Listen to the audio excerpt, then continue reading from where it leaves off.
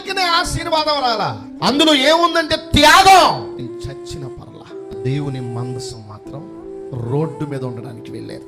ఇచ్చేస్తాను నా దేవునికి నా ప్రాణం, నా కుటుంబాన్ని అంతటిని అంకిత భావం చేసేస్తాను నా దేవునికి, కన్నా దేవుడు గణపరచబడాలి అని చెప్పి ముందుకొచ్చాడు.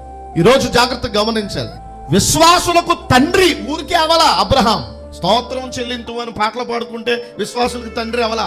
విశ్వాసులకు తండ్రి అయ్యాడు అంటే త్యాగం. నేనే కాదు, నేను ఎంతగా ప్రేమించేటటువంటి కొడుకైనా సరే, కుటుంబమైనా సరే, నీ తర్వాతే ఏదైనా నాకు అనే సమర్పణకి తన విశ్వాస స్థాయి పరాకాష్ఠకు చేరింది. ఆ పరాకాష్ఠకు చేరిన ఆ విశ్వాసాన్ని చూచి చలించిపోయిన దేవుడు ఆయనే కొమ్ములు తిరిగిన గొర్రె పొట్టేలుగా పొదలో ప్రత్యక్షమయ్యాడు.